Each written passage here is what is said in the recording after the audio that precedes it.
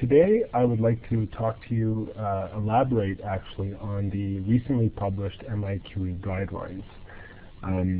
These were guidelines that were recently published in 2009 to basically provide researchers with a template of criteria to go through to assure that the quality of the data that they produce with qPCR are of an acceptable level for quantitative analysis. And what I wanted to do was basically show in a contained set of experiments how the data can be very, very solid by following the guidelines, and how it can lead to artifactual results or even opposite results than would be expected if the guidelines are not followed. So here we'll be looking at the effect of sample quality and reference gene selection on data analysis and interpretation. So, as with any, just for some background, if you're interested in learning more, and I do highly recommend that you do read at least a couple of papers that are out there. The first one, obviously, is the original paper published by Busting et al. In 2009. So this is published in Clinical Chemistry, and it's the original MIQE Guidelines paper, which I think is very much worth reading and very important for anyone who's doing qPCR to actually have at least read through that article. Another article that I think would be useful is the one by Taylor et al. That's myself, actually, Sean Taylor, with colleagues within Bio-Rad, and we thanked Joe Van Sample actually for helping with reviewing the article as well. Published in Methods in April of last year. And again, it's a nice article that sort of walks you through the process step by step. There's also a very nice several videos and things that are online. If you Google MIQE Guideline videos, you'll find stuff on YouTube that you can follow as well if you're more of a video type person. So, if we look at the experimental design, and I've presented this slide a few times before, and I'm not going to spend much time on this. This is actually that figure is in this Methods paper. But what I wanted to just say was that the foundation of any experiment is based on the way in which it's designed. So poor design leads to poor outcome. So by following a rigorous experimental design, which includes the procedure where disease or treatment groups are well specified, target genes, potential reference genes, control groups, what are your control groups, the appropriate number of biological and technical replicates that would be used in the experiment, controlling all the conditions of the experiment very, very tightly. That's really critical when you work with RNA, and the transcriptome can change very dramatically by altering slightly the experimental conditions of an experiment. And of course, sample handling, even the way in which a sample is handled after the experimental conditions have been controlled, things like preservation time and method, the way in which a tissue is extracted from an organism, the thaw and homogenization procedure, all of these steps are critical and require very strict control and methodology for processing samples to extract RNA, and finally the total RNA extraction procedure. Once this is well managed with samples, then the next steps become much more easier and more rigorous in terms of data produced. So we're talking about then, once we have our samples, the total RNA extraction method, assuring that we have good purity and integrity of the RNA, followed by the reverse transcription reaction, a very, very key step in the process actually, followed by the validation of the primers with the sample. This is a step that a lot of people tend to overlook. And the thermal gradient qPCR is very useful to assure experimentally that you have the right annealing temperature for your primers, which can dramatically affect the efficiency of your reaction.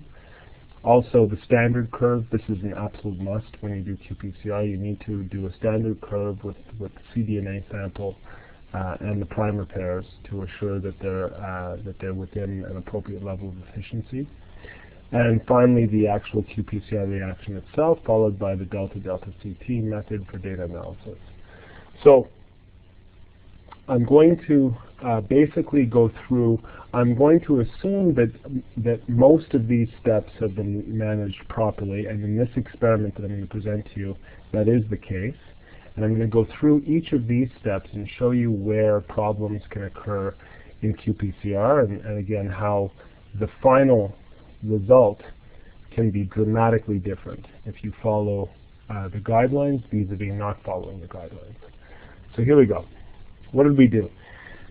So the experiment basically used matched human tumor, breast cancer tumor versus normal samples. And the first step in the experiment was, of course, to look at the purity of the RNA sample. So we looked at the purity of the sample, and in this case we were able to assess the OD260-280 of all the samples. There were 10 samples from tumor and 10 samples from normal, and all the samples had a good OD260-280 between 1.8 and 2. I'm not going to show you that data, but I will show you the integrity, which is a step that a lot of people don't do. Most people take care of purity. Most people use nanodrop or a spectrophotometer on their RNA samples to look at the OD260-280, but they forget about the integrity of the sample, which is really the level of degradation of RNA. So we looked at that using an instrument called the Experion, which I'm going to show you this data right now. So, and here, if we look at these data, are the tumor samples.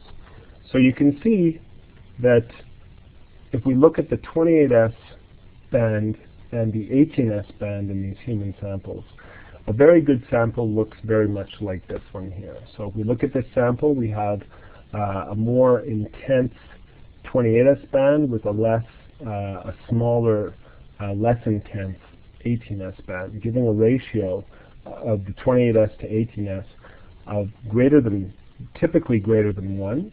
But what's really nice about the experiment is that it also gives you an RNA quality indicator value from 1 to 10, 10 being the best and 1 being the worst. And what you're looking for, what we try to look for, are values that are well above 7.5 to be able to have good quality RNA to be used for qPCR experiments.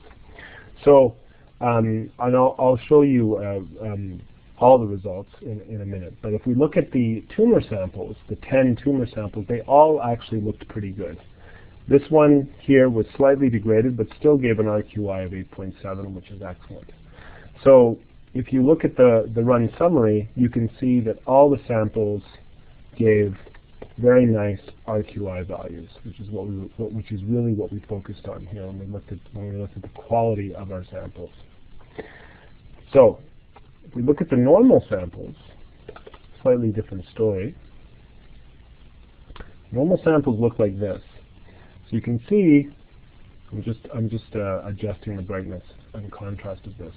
Normal samples were a little less nice than the tumor samples, still giving us values that were around 8, but in particular, we achieved these types of values. As you can see, if we go across, 8.8 is pretty good. 8. Here's a value of 8, starting to get degraded. This kind of a sample here. This sample, again, we're starting to get significant degradation between, but still a value of 8, so usable RNA for qPCR. Here is where we start to have problems. So you can see a very high level of degradation between the 28S and 18S bands. So lots of degradation, not too much RNA, good quality RNA left there, with a value of 7.2 for the RNA quality indicator. Here's another one, again, with a significantly high level of degradation, fairly small 28S and 18S peaks, giving an RQI value of 7.3. So if we go to the run summary, we actually have 6 of the normal samples that were 8 and higher for the RQI, and then 4 samples that were 7.3 and lower. So we sort of segregated the normal samples into two groups, 4 lower quality samples and 6 higher quality samples, which we used and which we did experiments with. So now we had an idea on the purity, which was the OD26280, and all of these samples gave excellent purity values. They all gave values between 1.8 and 2. So your spec can't delineate between the level of degradation of a sample, as we see here, versus the level of purity of the sample, which is really related to the OD26280, which is the level of purity with respect to protein contamination of an RNA sample. So we did that with our samples. We got the purity and we got the quality. So the next step was to reverse transcribe these samples. And what's nice about the experiment, along with this RQI value that you get, is what you also get is a very accurate concentration in nanograms per microliter of each sample of RNA. And we use this concentration to dilute our samples to the lowest common denominator, whatever that was, whatever value that was for concentration. So all the samples were diluted to the same nanogram per microliter concentration level, and then we used from that the same volume of RNA to a level of about 100 nanograms per sample for reverse transcription. And again, that's a very important step, the reverse transcription step. We used the iScript kit from Bio-Rad, worked very well, and we ended up with nice resulting cDNA.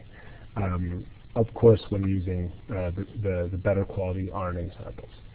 Okay, so the next step in the process was to now assess using the cDNA. So now we had cDNA, we had our primers for a variety of genes, and what we wanted to do first was validate the primers with the associated cDNA.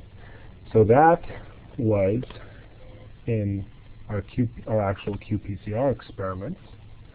And I'm going to open up the first file. So the first thing that you want to do when you look at your primers with your associated cDNA is you want to do what's called a thermal gradient.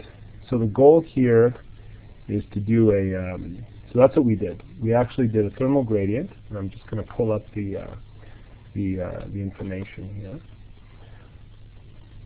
So that's here. Okay. So this is a subset of the genes. We actually looked at 5 genes, but we looked at them over 2 plates. So I'm showing you one plate worth of gene, and there were some other genes that we used for other experiments. But I want to show you these ones. So here we have a variety of different genes. If we look at the plate editor, this is using CFX Manager. So we use the CFX96 for this experiment, and this is CFX Manager to help us analyze the data. So here is TDP, which was a reference gene, 18S, another reference gene, GAPDH, which was another one. We also used HPRT, and MCM7, which was our gene of interest. And we chose MCM7 because MCM7 is actually known to be upregulated in cancer samples. So it's typically upregulated between normal and tumor, where it's higher, the levels significantly higher in tumor samples. So this was like a very nice positive control for us to use in this experiment to see the effect of sample quality and reference gene selection on the regulation of this gene. Okay, so the first thing we wanted to look at was, so we see MCM7, GAPDH, 18S, and TBP here. First thing we wanted to do was a thermal gradient, and the CFX96 actually allows you to program each row of the block at a different temperature, so you can assess a variety of annealing temperatures on a single plate in a single experiment. So if we look here, for example, MCM7 in blue here, actually, the way you interpret the data is you start off at the highest temperature, and you can just sort of mouse down here like this. What you're looking for are the most left shifted, the lower CT values or lower CQ values.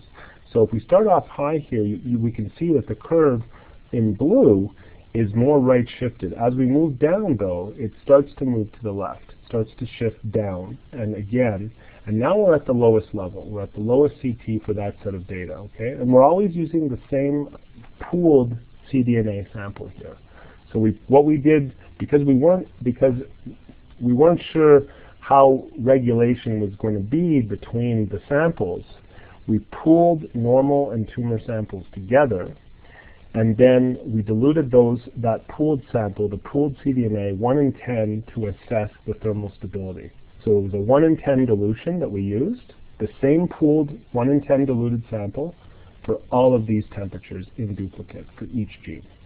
So like I say, for MCM7, it starts to shift to the left, and it's most left shifted at 60 degrees, meaning 61 and 62 are actually too high to use for these primers. We'd get a reduced efficiency if we use 62 degrees. But at 60 degrees, we're at the most left shifted for these curves, meaning that we have the most efficiency. And if we keep mousing down, we stay left shifted all the way down to 51 approximately, 50.8, and then when we go down to 50, it starts to right shift again. And that's probably mostly due to the fact the right shifting there is probably because the TAC is just becoming less active. So we have a wide range from 50.8 all the way up to 60 degrees that we can use as optimized for these primers. Now, what you'd also want to do is look at the MEL curve. And we did the same thing for the other genes. So you can see this one in red, which I'm not sure which one that is. That is GAPDH as an example. Also shifted, as you can see, from 62 it shifts to 61 and then to 60, most rate shift. Even 61 was not bad. And then stays that way all the way down to 50. So from this, for GAPDH, we could go from 50.8 all the way up to about 61. Okay? So we assessed them all in this manner and determined a range of optimal annealing temperatures for each primer pair, such that we could pick the common annealing temperature. And what we tend to do is pick the highest common temperature amongst all the genes. And this temperature that we chose was actually 60 degrees. 60 degrees experimentally was the highest common annealing temperature that we could use in the ranges of each of our genes. So that's what we chose. But on top of that, before we chose that, we also looked at the MEL curve data. So if we look at the MEL curve data, you can see that we have a MEL curve for each of our genes of interest. So there's one here for MCM7, and it's a nice tight MEL curve. Same thing for GAPDH. I believe this one was 18S. Here was 18S RNA, and then TBP was here. So you can see very nice, straight, single peak MEL curves, which gave us a good indication that we were actually getting nice specificity with our reaction. We also ran these, what we did was we took the 60-degree wells, so we actually extracted, we took the plate out of the instrument, opened the tape up, and we took these duplicates at 60 degrees for each primer pair with that pooled cDNA sample, and we ran it on a gel. And if I show you what the gel looks like, I can do it here. So the gel actually looked like this. So this is an overloaded gel, obviously. We're trying to really see if we can see anything on here. And here's the gel for GAPDH, for MCM, HPRT, TBP, and 18S. And the very nice appropriate molecular weights for each of these, which is what we'd expect with very little non-specific product, if any. So this was what we were looking for. And so in one single experiment, we were able to assess the optimal annealing, range of annealing temperatures, the MEL curve for specificity, and then finally the gel to assure identity of our amplicon products.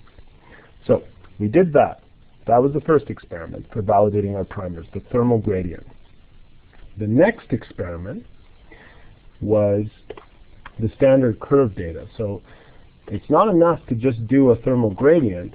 You actually need to do what's called a standard curve, which looks like this.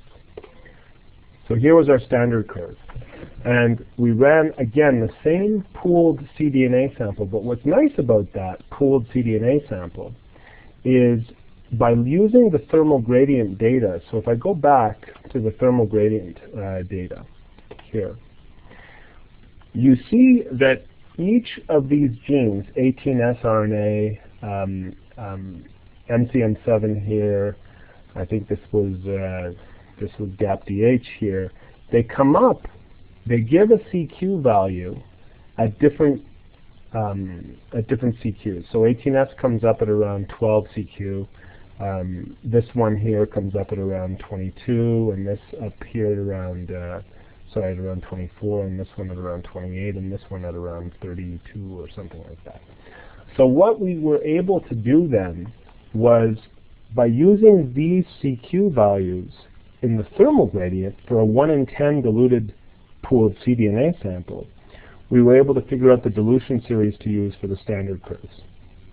So for 18S RNA, if you notice, we have, and we typically work in a range of around 10 CTs to around 35 CTs when we do qPCR experiments. So between 10 and 35, if we're coming up at around 12 CTs, let's say, so if we're coming up at around 12 here, let's say, I'm just moving the threshold line down. So let's say we're coming up at around 12 CQs, sorry, that gives us, from 12 to 35 is 23 CQ values. And if we want to do an 8-point standard curve, that means we could probably get away with doing a 10-fold serial dilution here, because each 10-fold serial dilution is about 3 1/3 CQ values. So let's round it to 3 just for argument's sake. If we want to do an 8-point standard curve, 8 points separated by 3 CQs per point is a total of 24 CQ values, which is pretty much the range from 12 to 35. However, if we come up here for another gene at around, let's say, 22 CQs, in that range, then from 22 to 35 is only 13 CQs. We wouldn't want to use a 10-fold serial dilution because we're only going to get around 4 points on our standard curve. We probably want to use maybe a 4-fold serial dilution, where then each dilution is separated by 2 CQs. 2 CQs times an 8-point standard curve is a total of 16 CQ values, and from 22 to plus 16 would be 38, which is approximately where we want to be. So that gives us more room, by having a lower dilution, to have more points on our standard curve. And as you go higher and higher in CQ, you want to use a lower and lower fold dilution, down to a 2-fold dilution series, which is the minimum that I would recommend using for a standard curve. So that's what we did. So we used the thermal gradient CQ values from each of the genes to know what fold dilution to use for our standard curves, which means each primer pair might have a different fold dilution series with the pooled cDNA sample. We tried to pool them together, so we weren't using a slightly different one for each one. We used either a 10-fold, I think a 4-fold, or a 2-fold serial dilution, depending on where things came up. So back to the standard curve data, and you can see that for example, HPRT1, we used a 2-fold serial dilution here, and we got a lot of points in our standard curve. So it was an 8-point standard curve in triplicate, and each point is nicely separated, as you can see, and all the way down we fit 7 points on our standard curve. Okay, so we had to delete the last point to get an efficiency in the appropriate range of 90 to 110%. That's what we recommend, 90 to 110% here. So, and of course we deleted certain replicates that were off a little bit. So that's what we did, and we did that for each of the genes of interest. So there's TBP as an example, and MCM7 is another one, and on this one that was all we had. So we had, we were able to do in triplicate, of course, 1, 2, 3, 4 genes. Okay, for the standard curve, because they're all using now the same annealing temperature, because we determined that from the thermal gradient.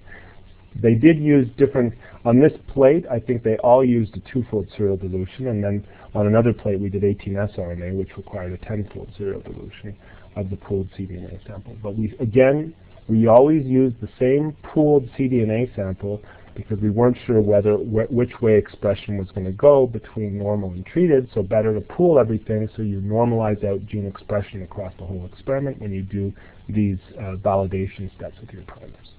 Okay, so now the primers were validated. We knew everything was working. We had the optimized annealing temperature.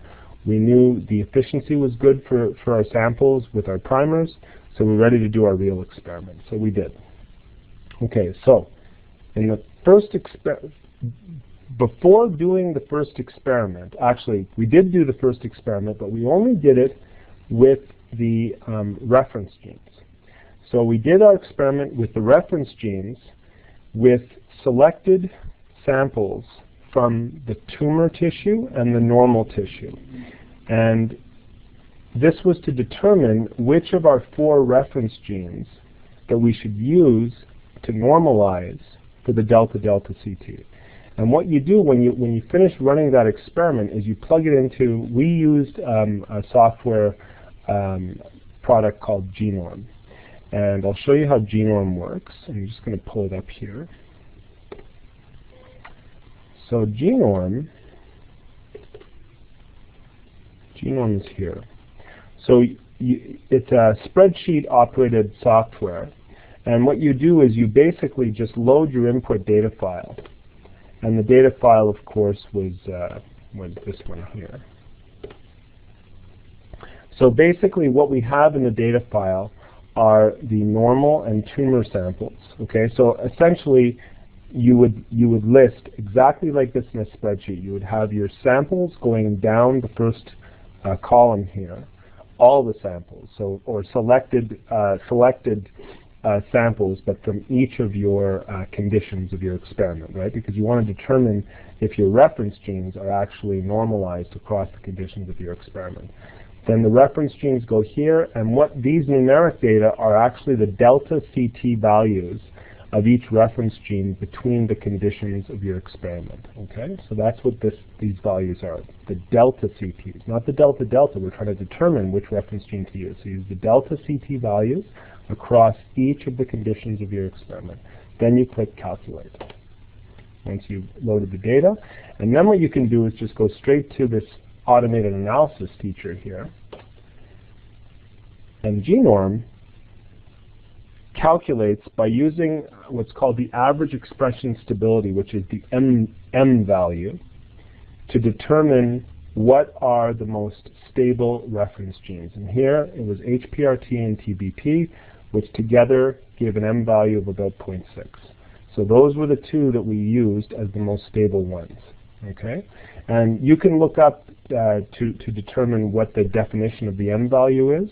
If you go on to, if you just Google Genome, you'll be able to find papers on this. So I don't want to go into the details of how this is done, but it's a rigorous way of determining what are the most stable reference genes between the set that you're studying. And we do recommend always to assess at least 4 to 6. I typically recommend around 5.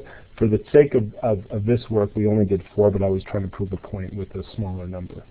So, but typically I recommend 5 or 6 reference genes, which you test across selected samples, across all the conditions of your experiment, and you plug the delta CQ values for each of those reference genes into Genome, and Genome will tell you what are the most stable reference genes.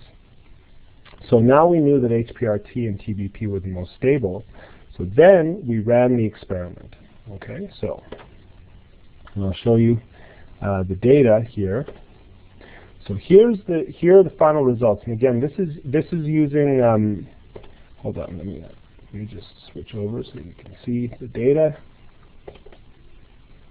There we go.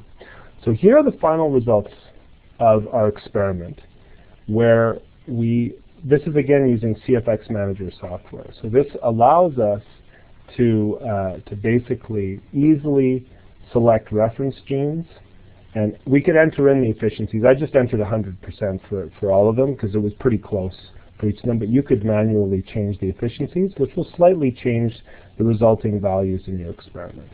But what's important here is that we could pick individual reference genes, and remember the 2 most stable ones were HPRT and TBP. This software also allows you to pick to normalize by multiple reference genes as well. So if we look at TBP by itself, and we look at tumor versus normal, it's obvious even by eye that, and these were the 6 good normal samples. Remember when we looked at the quality, there were 4 samples that gave a lower quality and then 6 samples that gave a higher quality. So these are the 6 higher quality samples versus all the tumor samples, which all gave good quality. So you can see it's obvious that the tumor for MCM7 expression, okay, so always looking at MCM7 expression normalized to TBP in this case, MCM7 definitely went up in the tumor samples versus normal. If we look at HPRT by itself, we get a similar result. Again, there's a little bit of biological variation. These are each biological replicates, of course, but again, fairly consistent, low values for normal and higher values for tumor. If we look at the two together, which was the most stable, we get this kind of a trend, which is very nice. So high tumor, low normal. And I'll show you the statistical analysis of these data in a minute.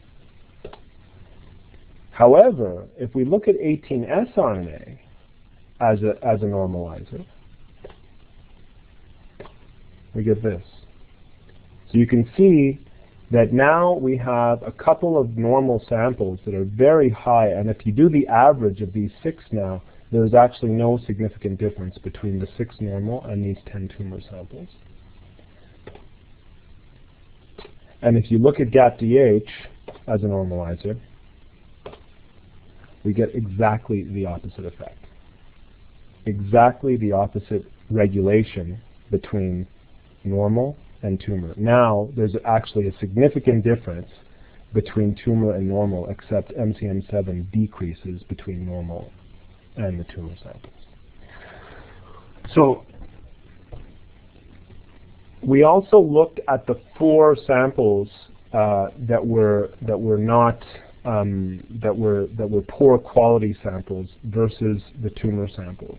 So if I pull up those ones, here we normalized to just the 2 best reference genes, HPRT and TBP. We normalized to both of them. If you look at these data, there's again actually no significant difference between the 4 not so good normal samples versus the tumor samples. So again, by using poorer quality samples, you can affect your data, and certainly by reference gene selection, the data can be dramatically affected. So if we look at the final results, so I'll go over, open up a little table here. And if we look at the final results,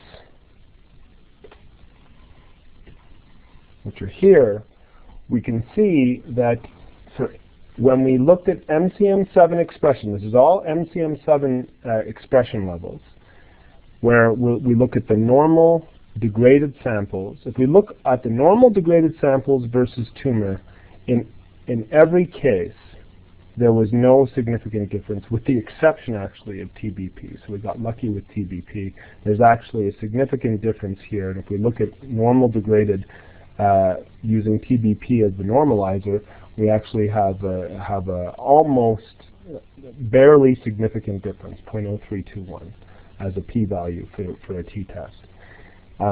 However, with the combination of HPRT and TBP, again, there's no significant difference between the degraded samples and the normal.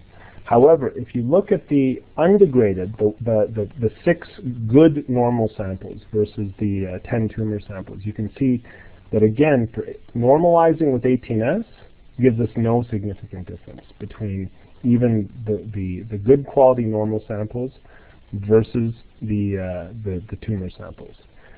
If we use GAPDH as a reference gene for MCM7 expression, we actually get a very nice significant difference, except in the opposite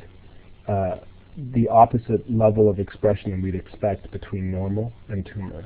Very nice significant difference. Very low p-value here. If we look at HPRT by itself, again, a nice significant difference going in the direction that we expect NCN7 to go, from normal to tumor, where we get a nice significant increase between normal and tumor with a very nice significant p-value. Same thing with TBP. Again, when we use the undegraded normal samples versus tumor, the expression level goes up as expected. Very nice p-value. And then finally, when we use the combination of the two to normalize, the combination of HPRT and TBP, we get a nice significant difference between the undegraded normal and the tumor samples with the best p-value of the bunch. So in conclusion, I just wanted to basically just say that, as you can see, there are ways of reporting essentially whatever you want to report if you don't follow guidelines that are now out there to do good qPCR experiments.